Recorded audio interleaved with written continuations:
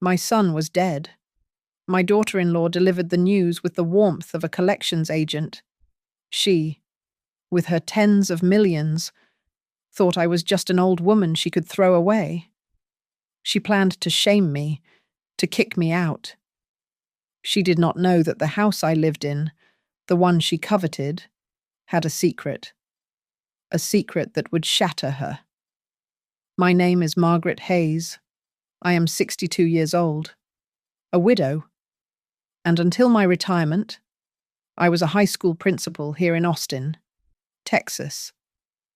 I was standing in the kitchen of my bungalow, the one my husband Tom and I bought decades ago, when the phone rang. It was Kayla. The call that ended my world was brief. "Margaret," she said. Her voice was perfectly level, crisp, like she was confirming a delivery time. "Evan passed away last night." I leaned against the counter, the linoleum cold beneath my hands. "What, Kayla? What are you talking about?" "Passed away. He was just..." The doctors did everything they could. It was an administrative summary of the apocalypse. Not a single crack in her voice. Not a hesitation. No sound of a tear. Before I could form the words where or how, the line clicked. She had hung up. The silence in my kitchen was absolute. The shock was a physical thing, a heavy, suffocating blanket. But underneath the first wave of nausea and disbelief, something else pricked at me. A deep, cold feeling that this was wrong.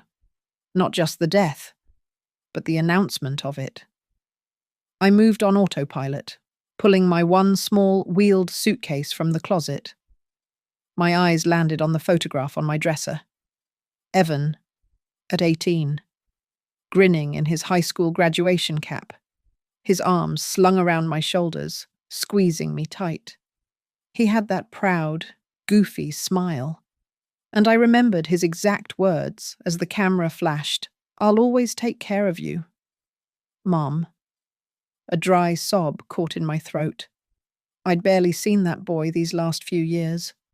Ever since Kayla, with her blinding ambition and her lifestyle blog, he had become distant, his calls shorter, his visits fleeting. The guilt that I hadn't fought harder for him, hadn't pushed past her, was a bitter acid.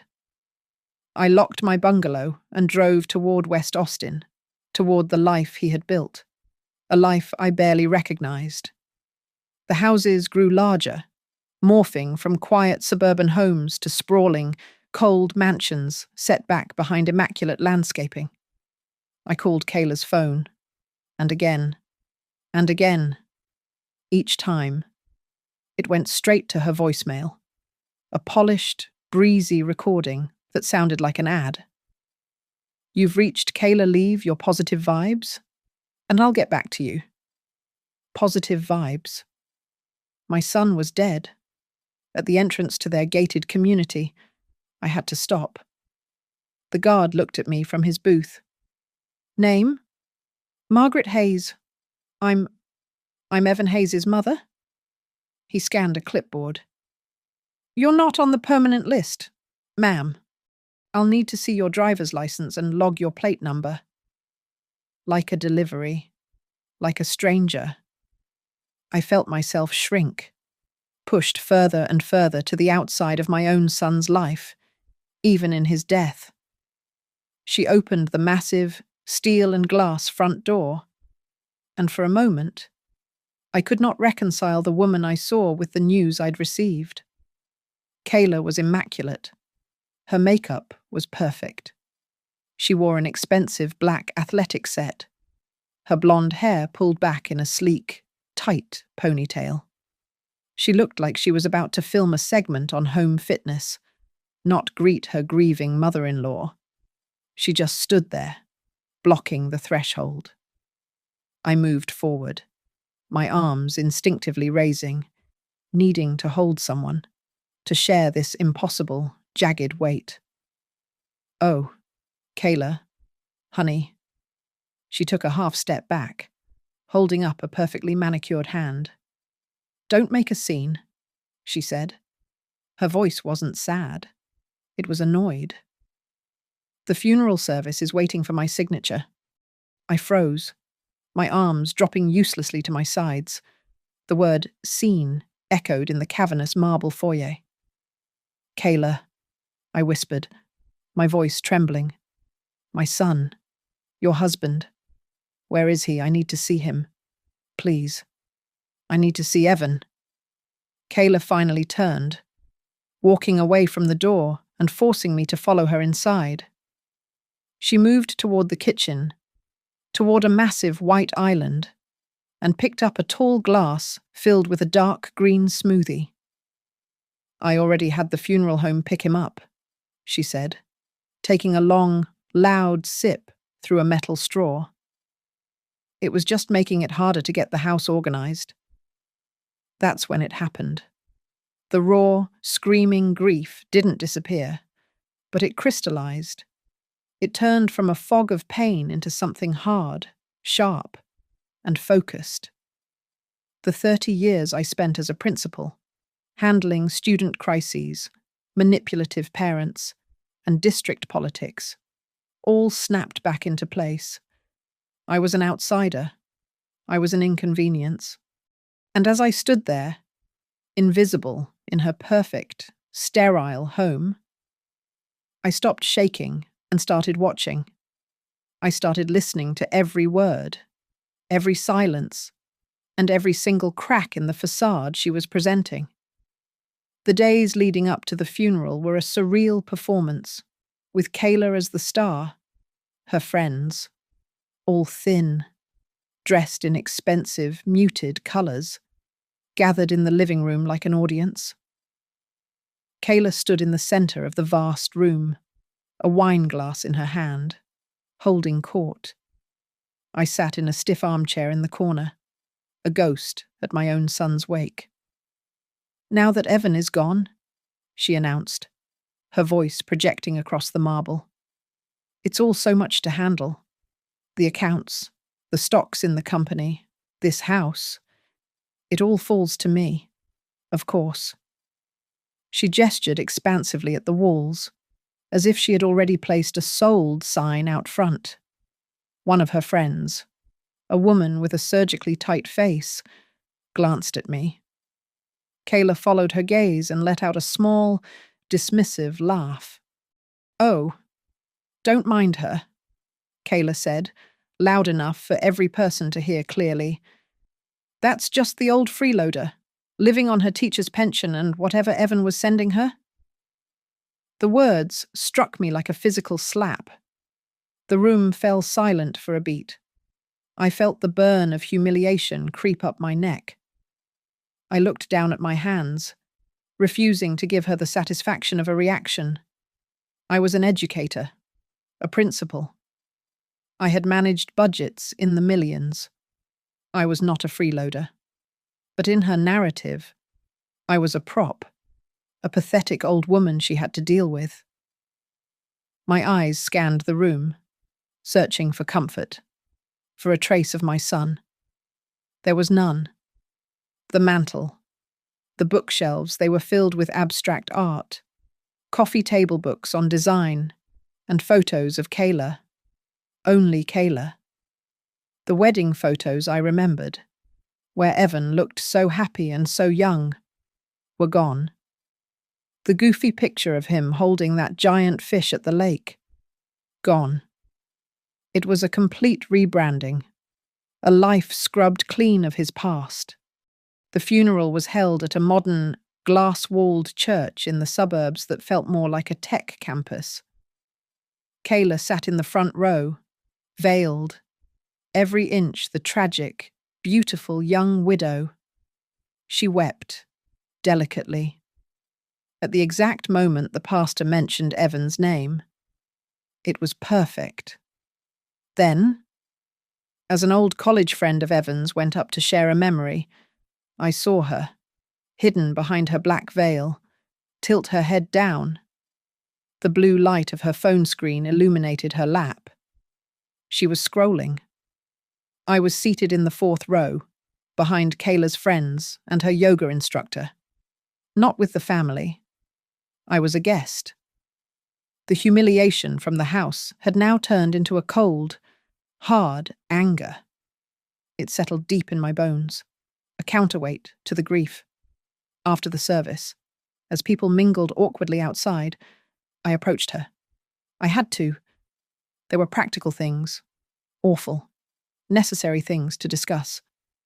"Kayla," I said, my voice low, "we need to talk about the will and what happens next." She turned, her public mask of sorrow vanishing instantly. The real Kayla snapped back into place. She actually rolled her eyes, right there in front of Evan's cousins. "You don't need to worry about a thing," she said, her voice dripping with false brightness. "I'll let you stay in the guest room for a few weeks, of course, just until I can get the house sold." A few of Evan's relatives, who had drawn nearer, stopped. "Sold?" one of them asked. Kayla's smile tightened. She had the audience she wanted. "The one who brought in the money is dead," she said, as if stating the weather.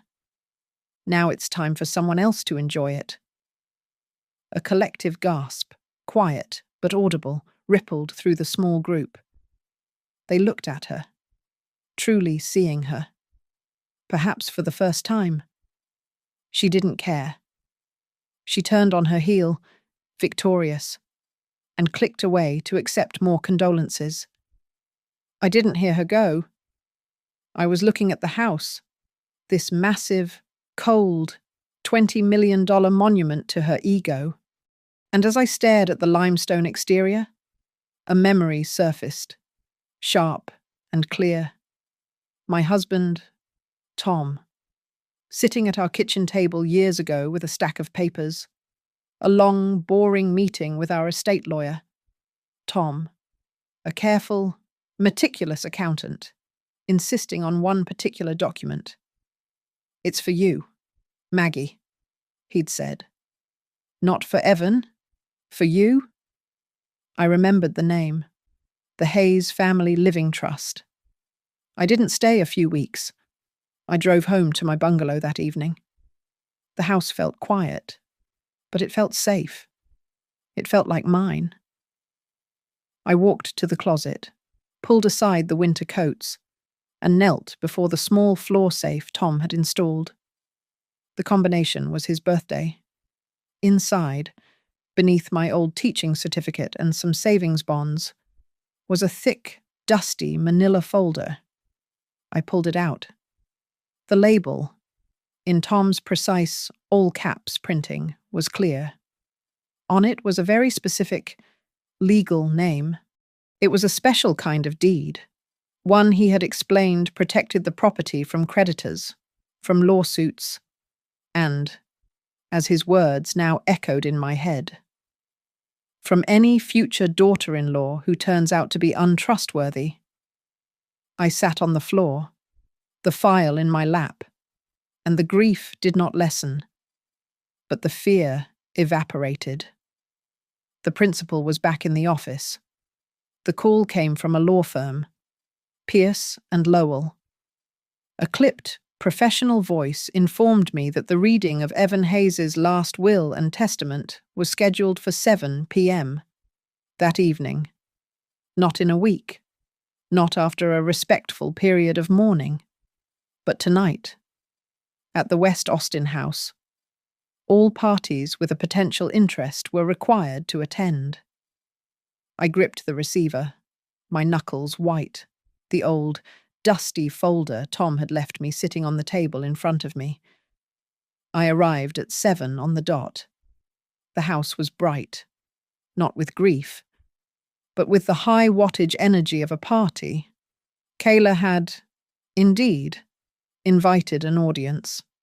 Her 2 closest friends were perched on bar stools, and a severe-looking older woman I presumed was her aunt from Houston was sipping a drink.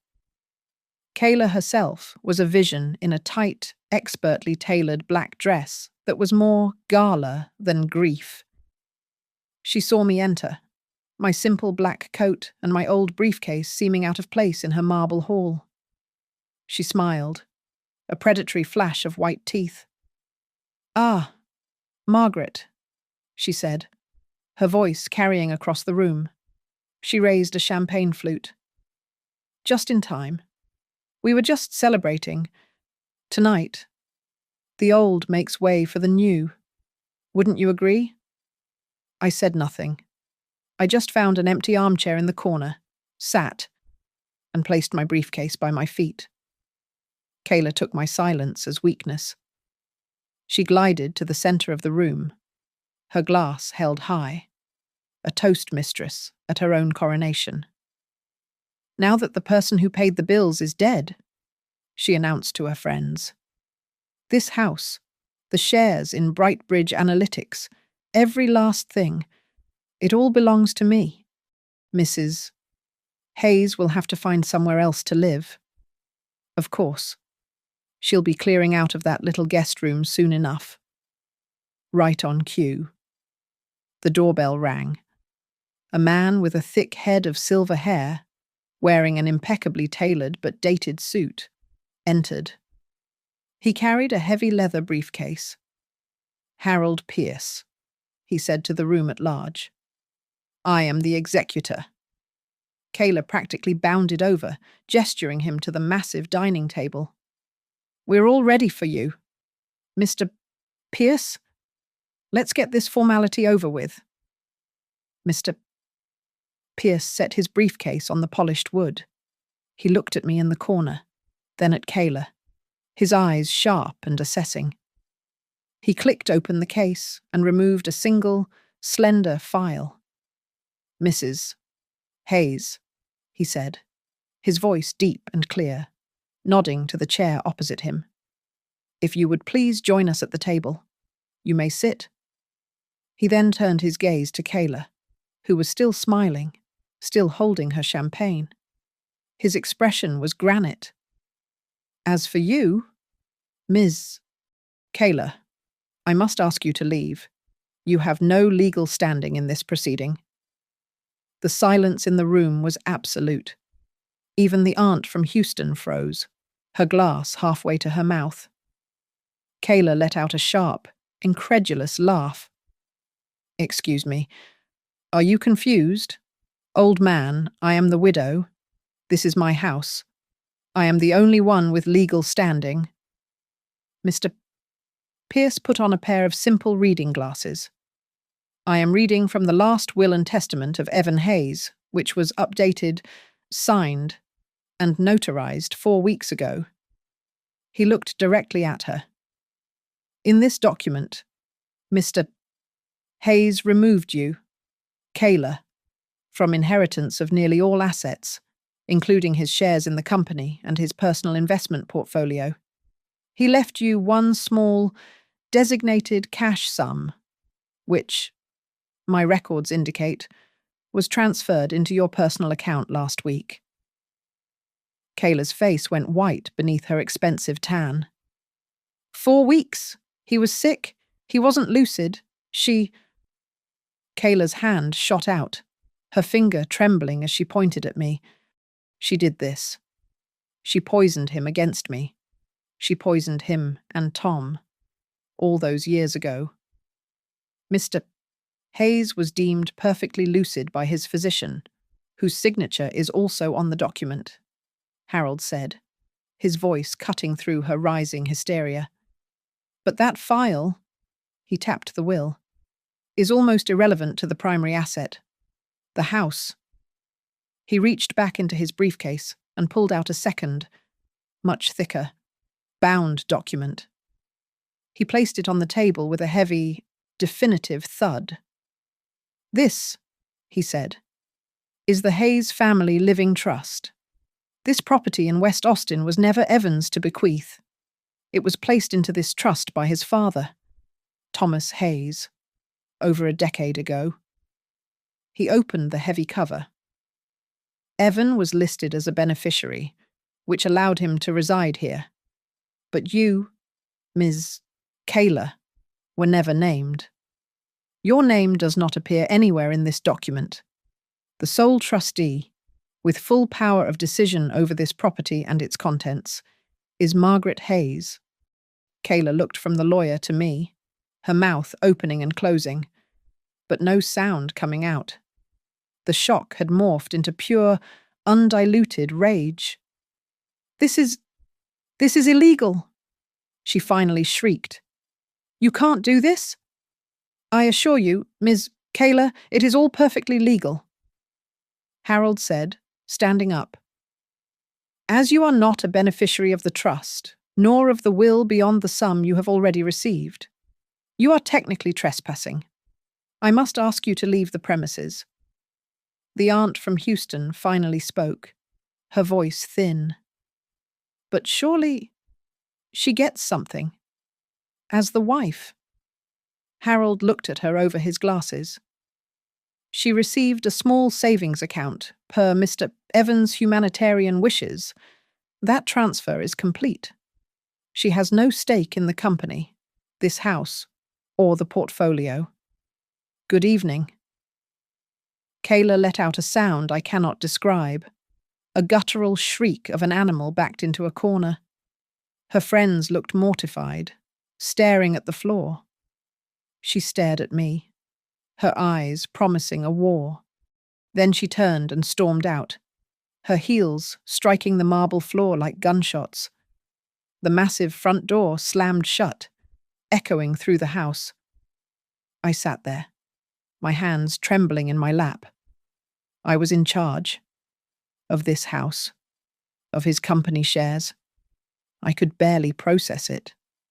And then, from the other side of the thick, heavy door, I heard her screaming into her phone. Get me a lawyer. I'm suing that old woman. I'll take her to court until she is broke. She will not get away with this. The principal in me, the widow, the mother we all settled. The shock evaporated, and a cold, clear resolve took its place. She wanted a fight. I would finish the one my son and husband had started. Harold Pierce's office was the opposite of Kayla's house. It was old, filled with the scent of wood polish and paper, and it was quiet. He had me drive there immediately after Kayla's performance. He retrieved the original, thick, bound copy of the Hayes Family Living Trust. I want you to understand what your husband did. Margaret, he said, his voice gentle. He opened the file to a page from over 10 years ago. Tom was worried. Evan was bright, but he was soft. Tom told me. My son has a good heart, which means he's a target for someone who doesn't. He was worried Evan would choose the wrong person. I remembered the fight we'd had over it. A flashback, sharp and sudden, of me standing in our bungalow kitchen. You're prejudging a woman who doesn't even exist, Tom, I had argued. It's cynical. It's prudent, he'd fired back, the careful accountant in him surfacing. It's a ladybird deed, Maggie. It puts the house into the trust. It means it never becomes marital property. It protects Evan from creditors, and it protects you if I'm gone. He had been resolute. I hadn't realized he had structured Evan's purchase of the West Austin house under the same trust. The trust and the deed to this house were recorded with the county years before Kayla was in the picture. Harold explained, closing the heavy volume. It's ironclad. Evan's recent update to his personal will, cutting her out of his shares and investments, only confirms his intent. It shows he knew what he was doing. He leaned forward, his expression turning grave. This also means, Margaret, that you are the only person left for her to attack. She can't fight the trust, so she will fight you. His words were prophetic.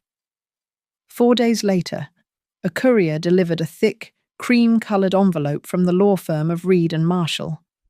It was a formal petition. Kayla was suing me. The accusations were vile undue influence, emotional manipulation, and, most cruelly, exploitation of the elderly, alleging I had forced a sick and confused Evan to change his will. They were demanding the court freeze the trust's assets and investigate my fitness to serve as trustee. At the same time, the public war began. Kayla, as a lifestyle content creator, knew how to use her platform. She posted a tearful, black and white video. She never mentioned the will. She never mentioned the trust. She just cried about her toxic, greedy mother-in-law, who was trying to steal the home she had shared with her beloved husband. She cleverly, casually, mentioned my first name and my East Austin neighborhood. My neighbors started looking at me differently. The woman I'd waved to for 20 years suddenly got very interested in her rose bushes when I walked by. I stopped answering my phone. The insomnia was agonizing. But on the third night of pacing my floors, the panic finally subsided, and the principal took over. I had handled district-wide crises. I had dealt with parents who screamed, lied, and threatened. I knew a calculated attack when I saw one. And you do not win by hiding. You move from defense to offense. I called Harold the next morning. I need a fighter. Harold. I'm not going to let her burn down my son's memory or my reputation to cover her greed. I was hoping you'd say that, he replied, and I could hear the relief in his voice. I'm an estate lawyer. You need a litigator. His name is Jordan Miles. He's the best. He specializes in probate litigation and, pointedly, false accusations of elder abuse. Jordan Miles's office was sleek, glass and steel, overlooking the river. He was a middle-aged black man with an intense, calm focus that immediately quieted my nerves. I told him everything: the call, the smoothie, the funeral, the social media posts. He listened without interruption, his hands steepled. When I finished, he nodded slowly. She's loud. Mrs. Hayes. That's good. Loud people make mistakes. He looked at the petition from Reed and Marshall. Their case is based on emotion, on painting you as a villain. We are going to bury them in facts. We need to know everything Kayla was doing while Evan was sick. We need text messages, emails, witness statements from friends, and, crucially, testimony from his doctors. He looked me in the eyes. This isn't just about defending you. This is about finding out what she did. It's time to find out why Evan really changed that will. A new feeling settled over me. It wasn't grief, and it wasn't just anger. It was purpose. For the first time since the funeral, I picked up my phone. Not in fear, but as a tool. I made a list: Evan's old college friends, the key staff at his company, Brightbridge Analytics, and the head oncologist at the Lone Star Oncology Center. I was going to accept the terrible task of digging into the last, painful months of my son's life. The first crack in Kayla's story came from an accountant named Lila, a quiet woman who had worked at Brightbridge Analytics for over a decade. I called her, and she answered on the first ring, her voice tight with relief. Mrs. Hayes. Thank God, she whispered. I didn't know what to do. Before he went to the hospital that last time, Mr. Evan, he came to me. He asked me to look into some payments, very quietly. My grip on the phone tightened. What kind of payments? Consulting fees, Lila said, her voice dropping. paid out every month for the last 18 months. They were going to a new LLC registered in Delaware. I'd never heard of it. But the only contact person listed on the invoices was Kayla. My next meeting was with Evan's oncologist, with Jordan at my side. The doctor was unequivocal and visibly angry on my behalf. "Margaret, your son was lucid until his last 48 hours? The day he updated that will. 3 weeks before he passed. He was not only lucid, he was debating the statistical merits of 2 different experimental treatments with me. He was sharp as a tack." The doctor flipped through his digital file. I even made a note. He seemed distressed.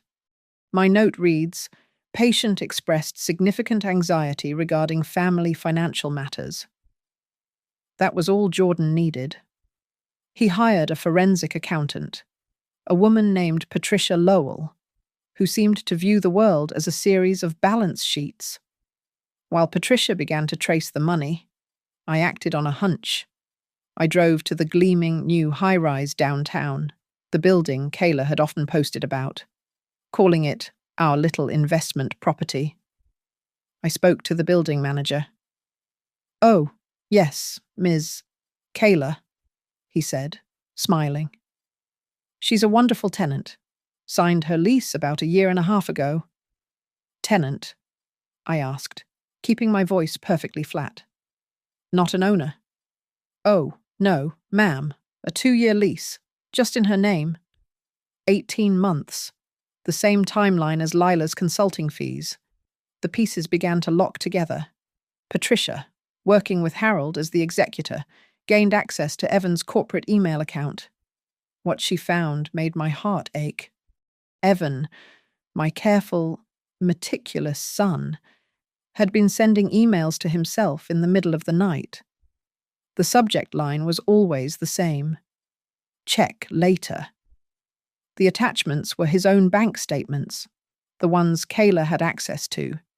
Dozens of charges and transfers had been highlighted in digital red ink, all approved by Kayla. He had been building a case. The memory blindsided me. Evan, sitting on my porch, just a few weeks before he was admitted for the last time. He looked so thin, the sunlight catching the exhaustion under his eyes. He had been quiet for a long time, just watching the hummingbirds at my feeder. "Mom," he said suddenly, his voice rough, "don't you ever worry about this house. Dad was right. He did the right thing." He'd paused, rubbing his temples. I think I might have married the wrong person." I had just held his hand, too shocked to ask what he meant. Now, I knew. "He found out," Jordan said, his voice grim as we reviewed Patricia's findings. "He discovered she was using her signature power at Brightbridge to siphon money into that shell company. He found the apartment. He knew. That's why he rushed to Harold to change the will. He was trying to cut her off, to protect what was left." Jordan looked up at me. He just ran out of time. As we were piecing this together, Kayla grew bolder on her social media. She posted a long, rambling video implying I wasn't just trying to steal her home, but was also trying to take over the company Evan built. She was getting arrogant, careless, and in her tirade, she mentioned a date, a time she was supposedly at Evan's bedside, that Jordan's team could now prove directly contradicted a major cash transfer to her Delaware LLC. I looked at the stack of evidence, the doctor's report, the lease, the bank statements Evan himself had marked. My desire to just be left alone in my bungalow was gone. This was no longer defense. My son had been trying to fight her while he was fighting for his life. I would not let him down. I was going to finish the investigation he started. Kayla's lawyers, Reed and Marshall, wasted no time. They filed an official motion, one far more venomous than the first. They accused me, and Jordan Miles by association, of coercing a terminally ill patient. They demanded an immediate, emergency injunction to freeze the trust, to bar me from making any decisions regarding the house, and to essentially treat me as a criminal. It was a strategy of brute force, designed to scare me into settling, to bleed me dry until I gave up, while her lawyers attacked the legal front. Kayla opened the public one. She was a guest on a popular podcast with a segment on toxic in-laws. I couldn't bring myself to listen, but Jordan had a transcript. She was brilliant, in her own dark way. She painted a picture of me as the controlling mother-in-law from a horror movie, a woman who had manipulated Evan since he was a boy and who was emotionally stuck in the past. She was the modern, grieving wife, and I was the old-world monster trying to steal her security. The comments, Jordan told me, were awful, with people calling for me to be investigated. It didn't stay online. I woke up one morning to find "Gold Digger" in reverse, spray-painted on my sidewalk. The phone began to ring at all hours, usually just silence or a whispered obscenity. I, a 62-year-old widow, was being harassed. Jordan documented every bit of it, filed a police report, and added it to our growing file. He called it clear evidence of incitement. I felt cornered in my own home. That night, I was rummaging through Tom's old desk, looking for an insurance policy, when I found his old ledger notebook. It wasn't for finances. It was a journal of important meetings. My hands stilled. There it was, an entry from 12 years ago, in his perfect, neat script, detailing the meeting with Harold. "Explained the trust to Evan today," he wrote. "He understands the why. He gets it." He said, "I know. Dad. This is to protect Mom, no matter what happens." He agreed. The next day, Harold Pierce provided the second piece of the puzzle. "I have a habit of recording client calls, Margaret, with permission," he said, looking grave. "Evan called me the day he changed his will." He pressed play. I heard my son's voice, weakened by illness, but clear. "Harold, make sure. If it goes badly, make sure Mom is safe. The house is protected. Right. That's all that matters. I don't want Kayla to have it." I wept. But this time, the tears were not just grief. They were iron. Then, the final, unexpected weapon arrived. A woman from the West Austin neighborhood, one of Evan's neighbors, called my bungalow. "Mrs. Hayes, I'm so sorry to bother you," she said, her voice low. "I've been reading what that girl is posting, and it just didn't seem right. My husband and I checked our security footage from the weeks Evan was in the hospital." She sent the video file to Jordan. It was from a doorbell camera, time-stamped at 2:15 in the morning, a week before Evan passed. It showed Kayla, wearing leggings and a small top, getting out of a large pickup truck. She was laughing, her head thrown back. She leaned in and engaged in a long, passionate kiss with the driver, a man who was most certainly not my son, before stumbling, still laughing, toward her front door.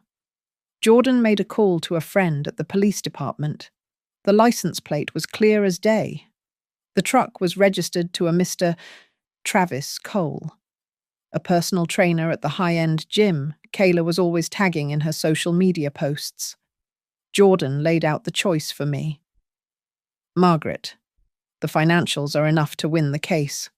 This is mud. It's cruel.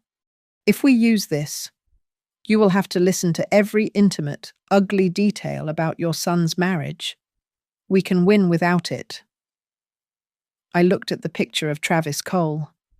I thought of my son, alone in that hospital, making a recording to protect me. I thought of Kayla, drinking her smoothie. My son deserves the truth, I said, my voice hard. He is not here to tell it. We will. There was a silence on Jordan's end. Good, he finally said, and his voice was different, tense. Because Harold just forwarded me something else. When Evan changed the will, he gave Harold his iCloud login. Just in case. We've accessed his shared backups. We found the text messages.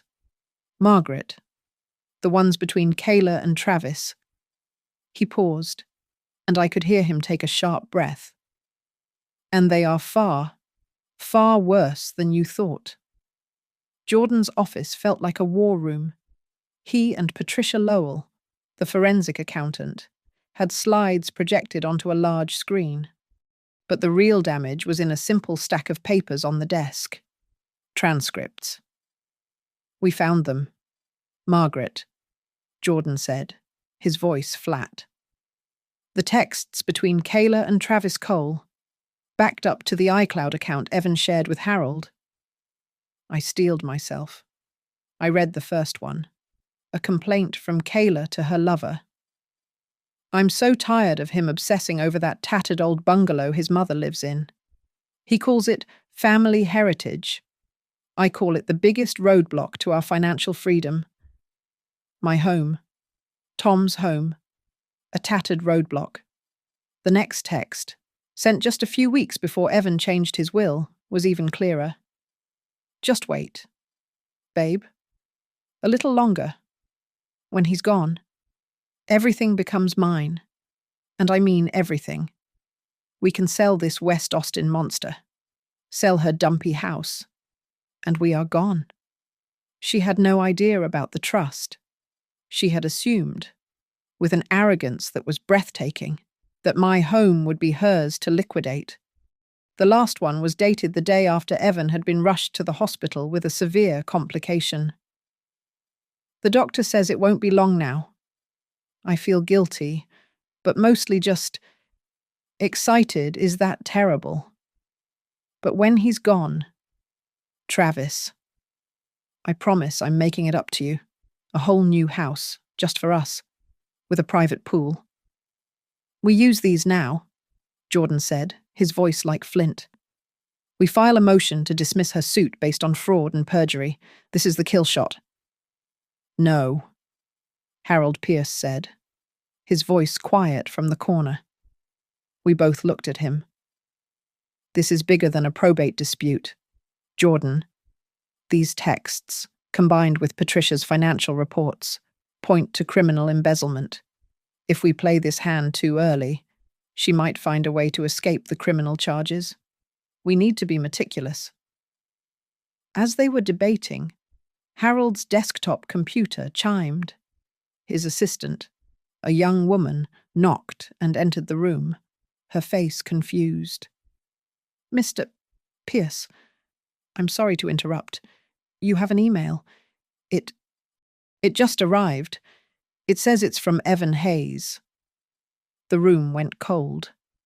Harold swiveled in his chair and looked at his screen. My God, he whispered. It's a scheduled email, set for delivery exactly 60 days after his date of death.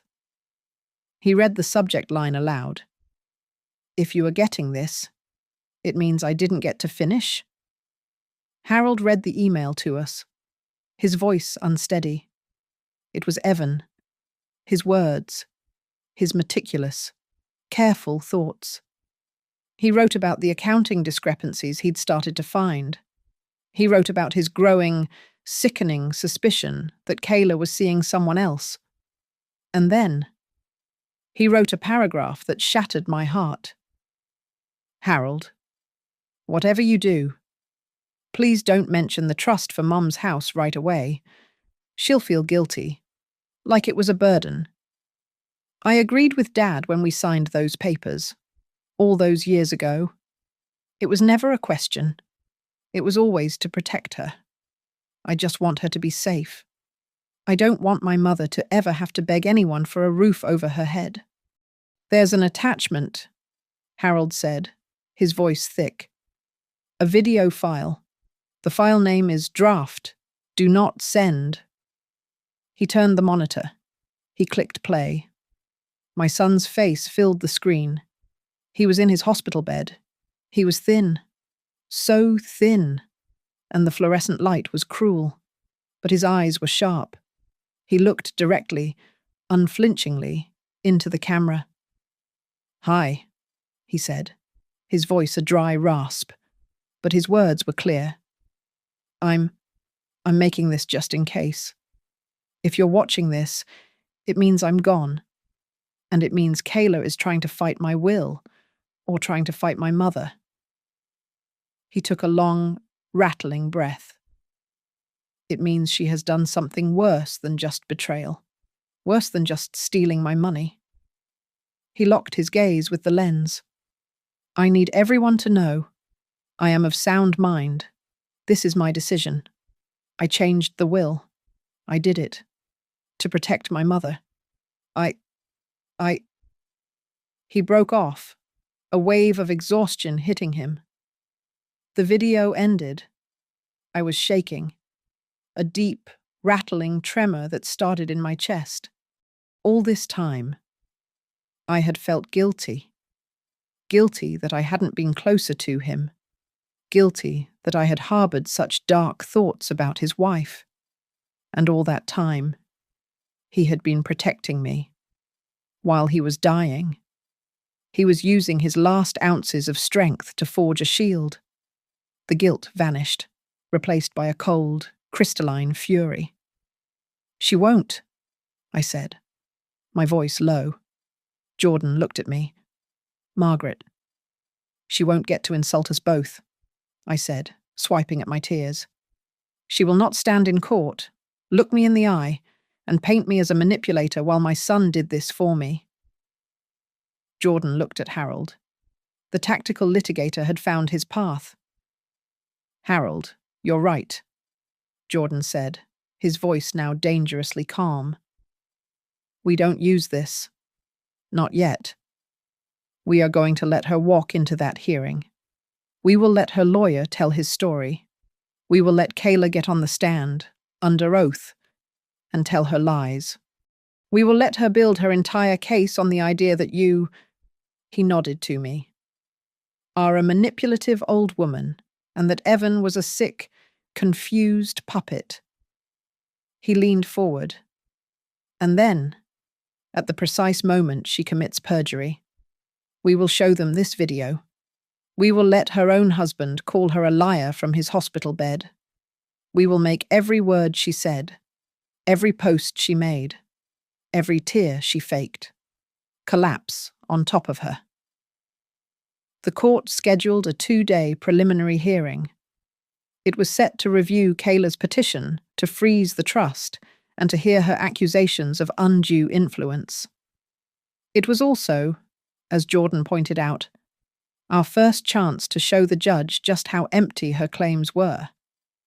2 days before the hearing, the first shot was fired. Not a lawsuit, but an offer.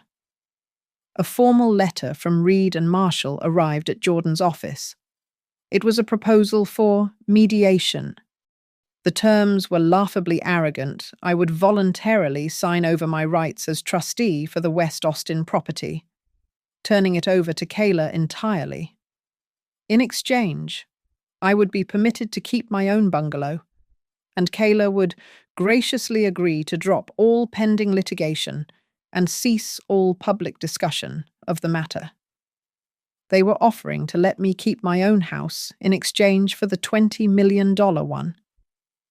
"They think you're a scared old woman," Jordan said, sliding the letter across his desk to me. "They think you'll collapse to make the noise stop." I looked at the letter, thinking of Evan's face in that video, his voice raspy.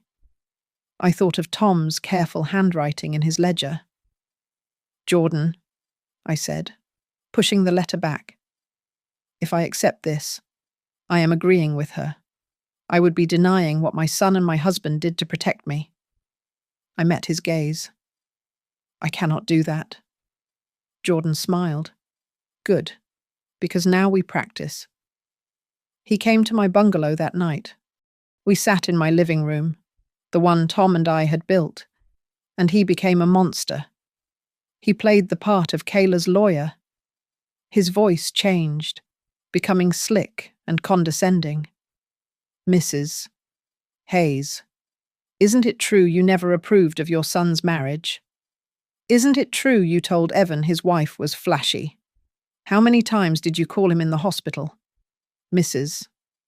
Hayes, once a day, twice. Did you tell him his wife wasn't there? Did you suggest she was out spending his money? The questions were brutal, and I stumbled, defending myself, explaining. No, it wasn't like that. I just… Stop, he ordered, his voice kind again. No explanations, no emotion. They are not your friends. They are looking for a soundbite to paint you as a jealous mother.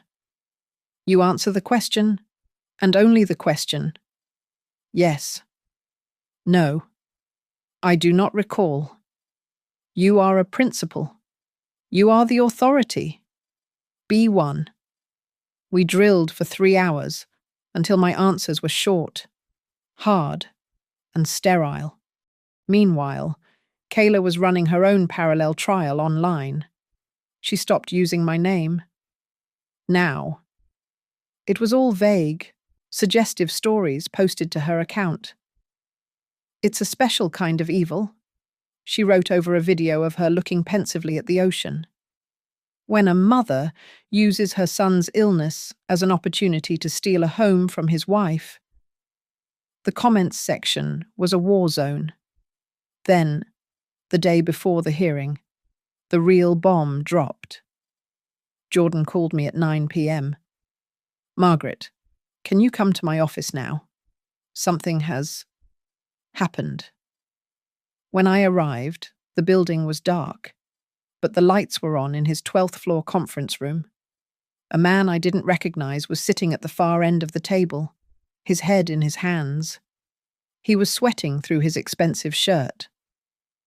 Margaret, Jordan said quietly, this is Travis Cole. He has a lawyer waiting in the lobby.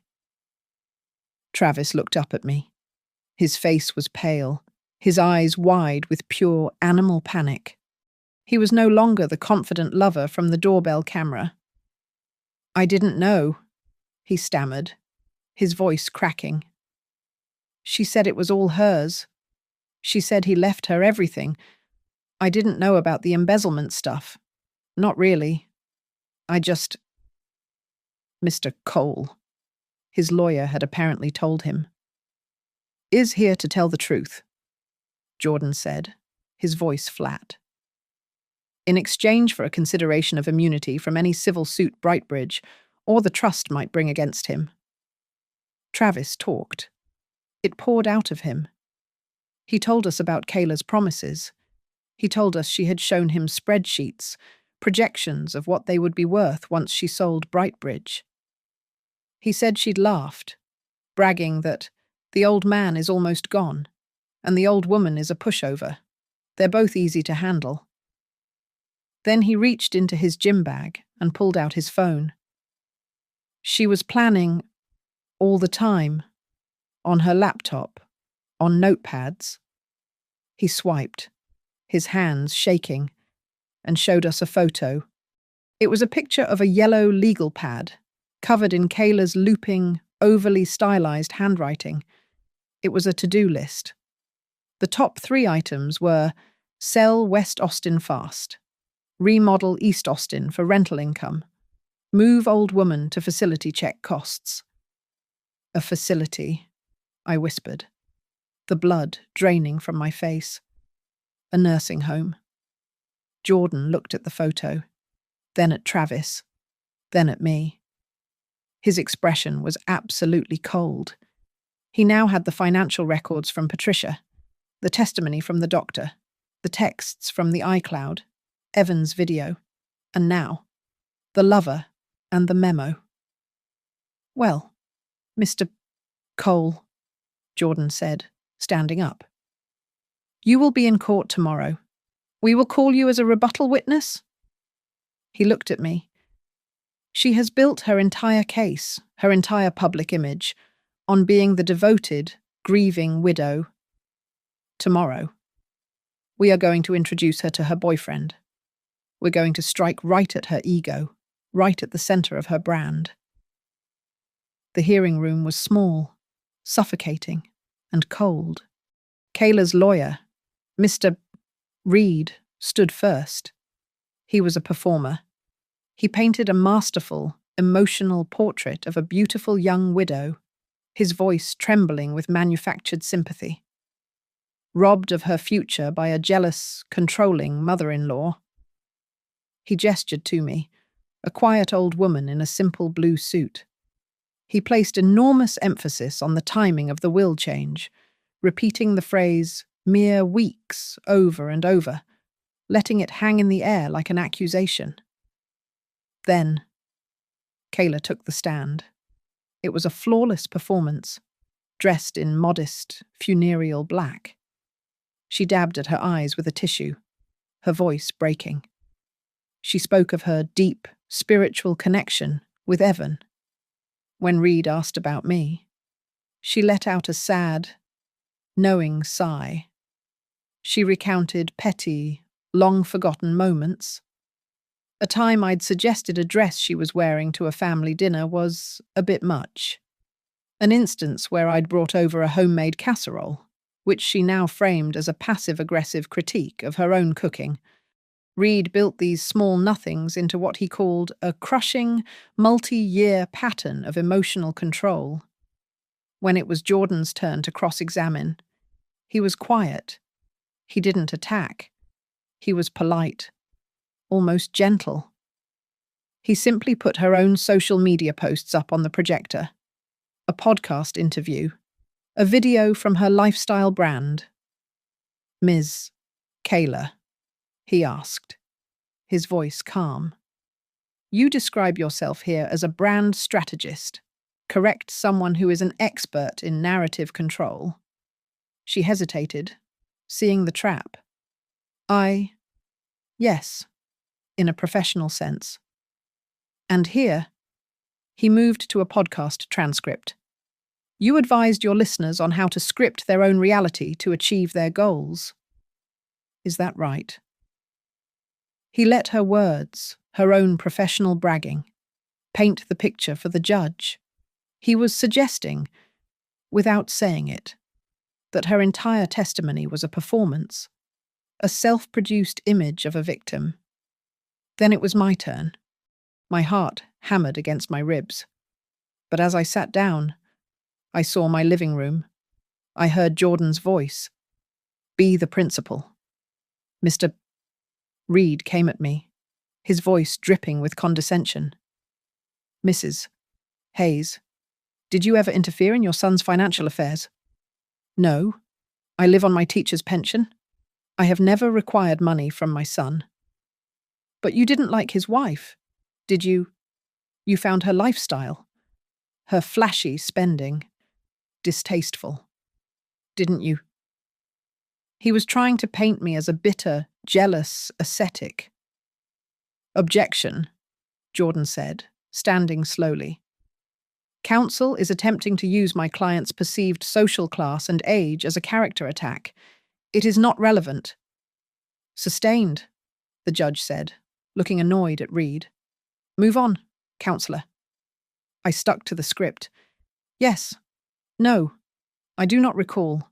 I was a fortress of one-word answers. When Reed sat down, frustrated, Jordan stood. The defense calls Lila Chen from Brightbridge Analytics.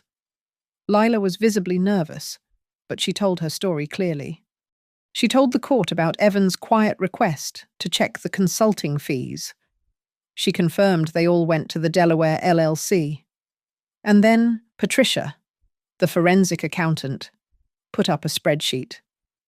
It was a cold, hard, undeniable list of dates and numbers, totaling in the hundreds of thousands of dollars. The entire mood of the room shifted, from the soap opera Reed had created to the cold reality of a bank ledger. "Defense calls its next witness," Jordan said, looking at his notes. "Travis Cole." I watched Kayla. Her head snapped up. Every drop of colour drained from her face, leaving a sallow, chalky mask. She stared, frozen, as Travis walked to the stand. He was a wreck, but he was telling the truth. He spoke of the affair. He told the court, his voice cracking. She said Evan would be gone soon. She promised that when he died, we would have everything. Jordan had him identify the photo from his phone, the handwritten note. "Sell West Austin. Remodel East Austin. Move old woman to facility." A low murmur went through the courtroom. Reed, desperate, attacked Travis on cross-examination. "You were given a deal, weren't you? You're testifying to avoid a civil suit for embezzlement." Travis looked at him, and for the first time, he seemed to have some resolve. "I made a mistake, a terrible one. But I am not going to let a dead man be smeared anymore just so she can get out of this. I am not going to be part of her lie." The judge banged his gavel. "We will adjourn for the day. We resume tomorrow at 9 a.m. Kayla didn't move. She sat rigid, her hands clenched into white-knuckled fists in her lap. Her eyes were bright red, but not from tears. It was pure, unadulterated rage. As I walked out into the hallway, past the reporters, I felt a shift. The ground, which had been quicksand for weeks, suddenly felt solid beneath my feet. The tide had turned. But I still had no idea just how devastating Jordan's final, hidden blow would be. The second day of the hearing began with the judge looking down at us from the bench. "Before we proceed, have the two parties made any attempt to resolve this?" I saw Mr. Reed, Kayla's lawyer, lean toward her. His face was grey with exhaustion. He whispered urgently to her. I could see the panic in his eyes. He knew what Travis's testimony had done to their case. But Kayla, her face a mask of concrete, shook her head viciously. I could just make out her hissed response. The only words she cared about, "I want the house." Jordan stood. "Your Honor, the defense has one final piece of evidence. We would like to play a video, filmed by Mr. Evan Hayes in the hospital. It was sent via a time-stamped, scheduled email to his executor, Mr. Harold Pierce, confirming its authenticity beyond doubt." A ripple of confusion went through the room. The judge nodded. "Proceed." The lights dimmed. A large screen flickered on, and there was my son. He was terribly thin, the hospital gown hanging off his shoulders, the fluorescent light hollowing out his cheeks. But his eyes were bright, and they were furious. He looked directly into the lens. "My name is Evan Hayes," he said, his voice a dry rasp, but every word was clear. He stated the date and the time. "I am of sound mind, and I am making this recording of my own free will." He paused, taking a difficult breath. "If you are watching this, it means I am gone, and it means my wife, Kayla, is trying to sue my mother." He looked down, shaking his head. "It means she has done something even worse than I thought." He spoke about discovering the payments to the shell company. He spoke of his suspicions about Travis. And then he looked back up, his gaze seeming to pierce the screen. "I am the one who changed my will," he declared. I did it. To protect what was left. And regarding the house, I agreed with my father, Tom Hayes, many years ago when he set up the trust. That house was never mine to give away. It was always, to protect my mother. I do not want my mother, he said, his voice breaking with effort but hardening with resolve, to ever have to beg anyone for a roof over her head. The video ended. The screen went black. The silence in the courtroom was absolute. It was a vacuum, broken only by the sound of Kayla's breathing, sharp, high-pitched, ragged gasps. Every lie she had told, every performance on social media, every accusation of a confused, manipulated man had just been incinerated by the man himself. Jordan stood, his voice quiet, not triumphant. Your Honor, the trust, as the documents show, was established over a decade before Ms. Kayla ever met Evan Hayes. Evan was merely a beneficiary. The will he updated was a lucid, desperate act to protect his company and his remaining assets from the very embezzlement we have proven. The judge did not hesitate. His ruling was swift. The petition by Ms. Kayla Hayes is dismissed, with prejudice. The Hayes Family Living Trust is affirmed. The updated will of Evan Hayes is valid. And given the disturbing evidence presented, this court is formally referring the records of this hearing to the District Attorney's Office for a full investigation into embezzlement and tax fraud. It was over. But the judge had one more thing to add. Furthermore, regarding the downtown apartment registered to Ms. Kayla, as the evidence shows, it was procured almost entirely with funds illegally diverted from Brightbridge Analytics. This court places an immediate lien on that property to be seized as restitution. She had not only lost the West Austin house, she had lost her escape hatch. She had nothing. That is when she finally, truly, broke. The polished influencer, the grieving widow, the victim, they all evaporated. A raw, spoiled creature shrieked. "You witch!" she screamed, her finger jabbing at me, her face contorted. "You old, manipulative witch!" She turned her fury on the dark screen. He's a coward, hiding behind a video to insult his wife. A bailiff moved in. Mr. Reed, his face pale, grabbed her arm, trying to drag his career-ending client from the room. But she was a whirlwind of rage. In the hallway, it was a different scene. The few people who had come to support her, the ones who had believed her story, turned their faces away as she was bundled past. They looked at her with embarrassment, with disgust. A local reporter pushed a microphone toward me. "Mrs. Hayes, what do you have to say?" I looked at the camera, my voice perfectly steady.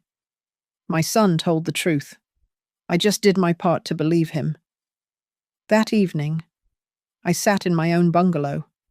I sat in the armchair by the window, the one Tom always used to read the paper. I thought about the trust he had built, a shield of paper. I thought about the video Evan had made, a shield of digital truth. I had walked through the fire of public shame and private grief. It wasn't victory I felt. Not that hot, ugly, adrenaline-filled kind.